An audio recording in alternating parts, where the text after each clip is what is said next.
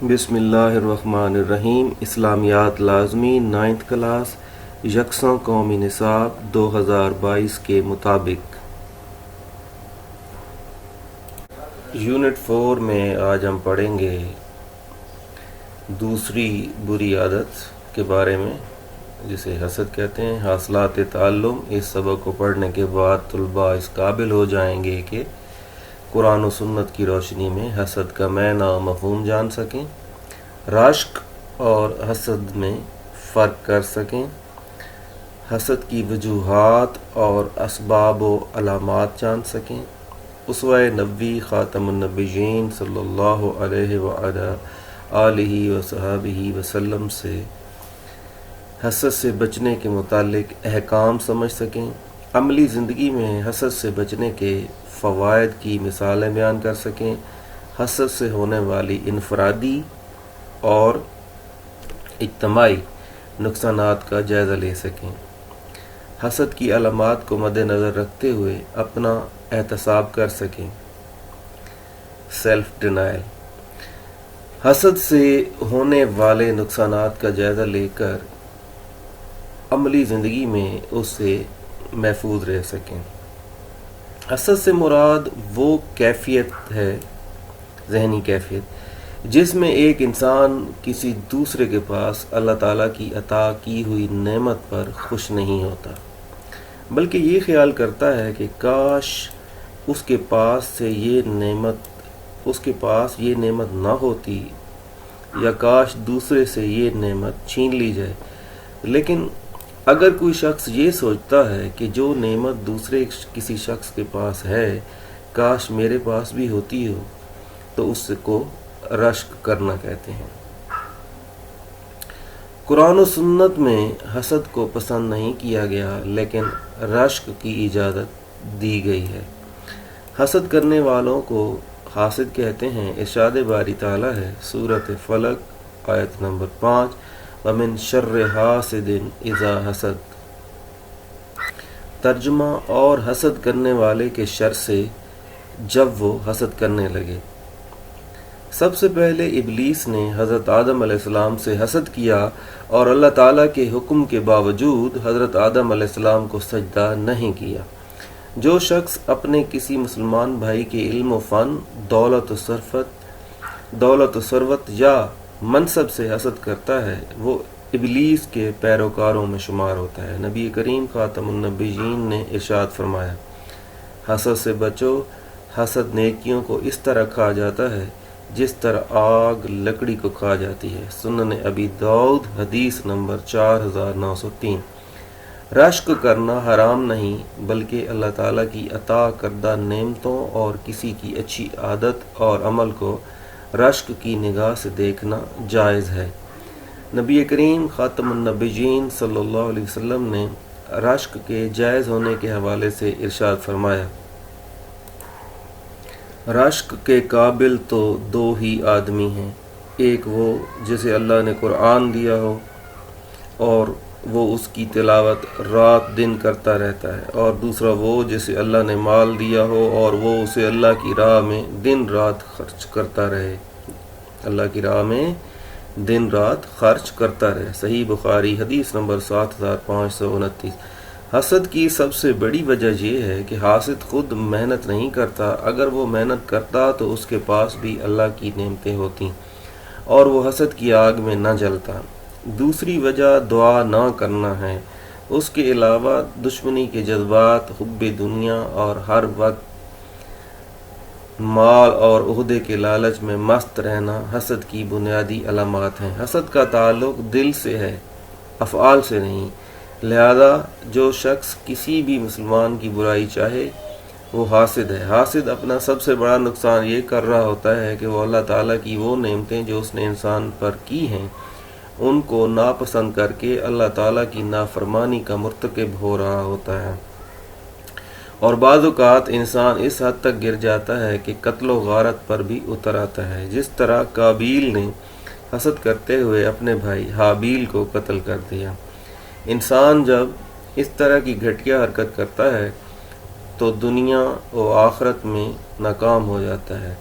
قابیل نے جو قتل کیا تھا حابیل کو، یہ دنیا کا سب سے پہلا قتل تھا۔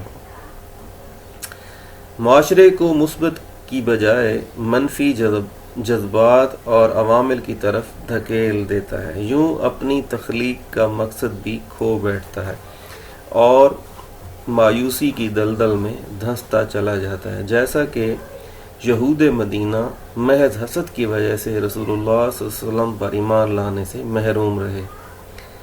ہمیں بھی چاہیے کہ ہم اپنا محاسبہ کریں، خصوصاً جب رات کو سونے کے لیے بستر پر جائیں تو پورے دن کا تجزیہ کریں کہ میں نے دل میں کسی شخص کے بارے میں حسد تو نہیں رکھا۔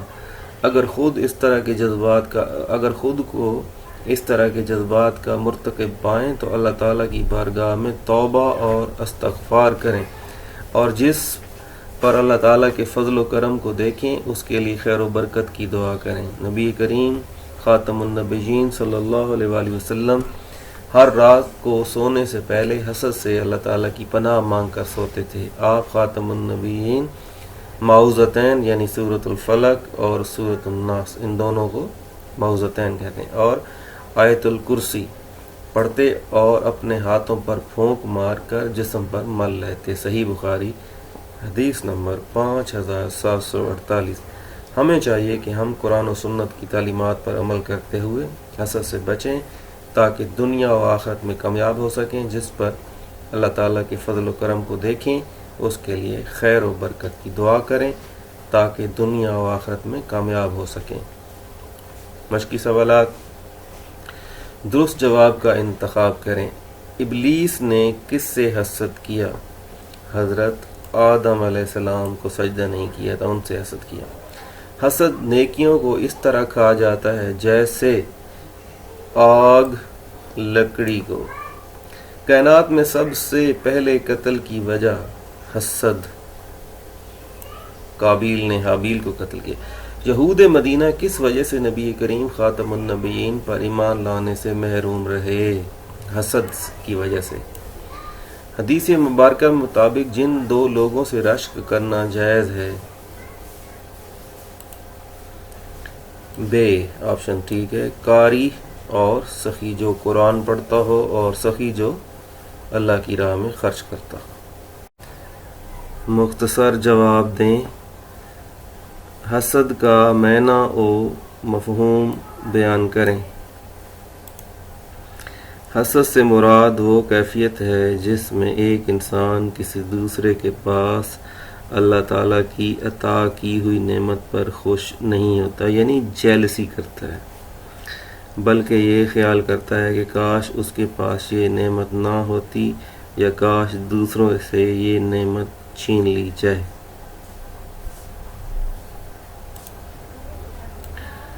رشک اور حسد میں فرق لکھیں۔ اگر کوئی شخص یہ سوچتا ہے کہ جو نعمت دوسرے کسی شخص کے پاس ہے کاش میرے پاس بھی ہوتی، تو اسے تو رشک کرنا کہتے ہیں، لیکن اگر کوئی یہ خیال کرتا ہے کہ کاش اس کے پاس یہ نعمت نہ ہوتی یا کاش دوسرے سے یہ نعمت چھین لی جائے تو اسے کہتے ہیں حسد۔ نمبر 3، حسد کے 2 نقصانات تحریر کریں۔ حاسد اپنا سب سے بڑا نقصان یہ کر رہا ہوتا ہے کہ وہ اللہ تعالیٰ کی وہ نعمتیں جو اس نے انسان پر کی ہیں ان کو ناپسند کر کے اللہ تعالیٰ کی نافرمانی کا مرتکب ہو رہا ہوتا ہے، اور بعض اوقات انسان اس حد تک گر جاتا ہے کہ قتل و غارت پر بھی اتر آتا ہے۔ انسان جب اس طرح کی گھٹیا حرکت کرتا ہے تو دنیا و آخرت میں ناکام ہو جاتا ہے۔ معاشرے کو مثبت کی بجائے منفی جذبات اور عوامل کی طرف دھکیل دیتا ہے، یوں اپنی تخلیق کا مقصد بھی کھو بیٹھتا ہے اور مایوسی کی دلدل میں دھنستا چلا جاتا ہے۔ نمبر 5، سنت نبوی کی روشنی میں حسد سے بچنے کا طریقہ ہے۔ کیا طریقہ ہے؟ اللہ تعالیٰ کی بارگاہ میں توبہ و استغفار کریں، اور جس پر اللہ تعالیٰ کے فضل و کرم کو دیکھیں اس کے لیے خیر و برکت کی دعا کریں، نبی کریم خاتم النبیین ہر رات کو سونے سے پہلے حسد سے اللہ تعالیٰ کی پناہ مانگ کر سوتے تھے۔ آپ صلی اللہ علیہ وسلم سورہ فلق اور سورۃ الناس، جن دونوں کو معوذتین بھی کہتے ہیں، اور آیت الکرسی پڑھتے اور اپنے ہاتھ پر پھونک مار کر پورے جسم پر مل لیتے تھے۔ تفصیلی جواب دیں۔ حسد کے بارے میں قرآن و سنت کی تعلیمات پر روشنی ڈالیں۔ قرآن و سنت میں حسد کو پسند نہیں کیا گیا ہے، لیکن رشک کی اجازت دی گئی ہے۔ ارشاد باری تعالیٰ لکھ دیں، یہ حصہ لکھ دیں، اور یہ حدیث بھی نقل کر دیں، یہ بھی لکھ دیں، تو بڑی وجہ آگے وجوہات شروع ہو جاتی ہیں، یہاں تک کافی ہو جائے گا آپ کا جواب۔ وما علینا الا البلاغ۔ السلام علیکم ورحمۃ اللہ۔ چینل کو سبسکرائب بھی کریں۔ شکریہ۔ اللہ حافظ۔